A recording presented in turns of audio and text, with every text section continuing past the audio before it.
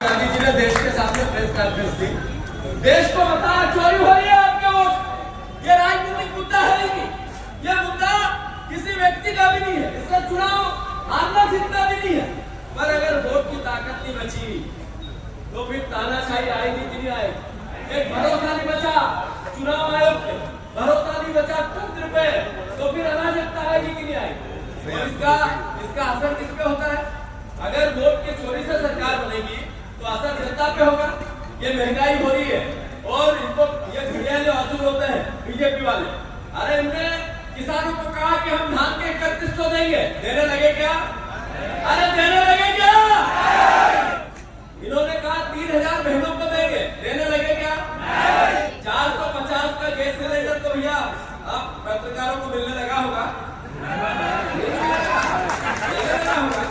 अरे आपने कहा 5 लाख नौकरियां देंगे, आपने कहा 2700 के गेहूं का दाम देंगे, 6000 की सोयाबीन देंगे, कुछ नहीं किया।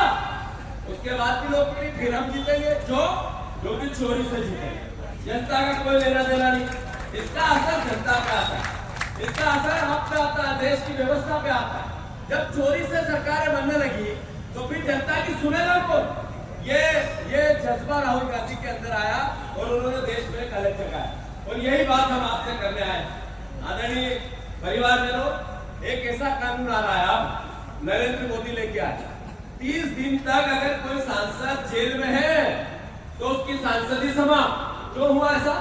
इसलिए कि नरेंद्र मोदी जी बैसाखी पे है, चंद्रबाबू नायडू और नीतीश कुमार की रहमो करम पे है। जिस दिन उनने हाथ खींचा धड़ाम नरेंद्र मोदी बिखर जाए। तो उनको डरा वाले सांसदों को तो इस तरह का नया कानून लाना है।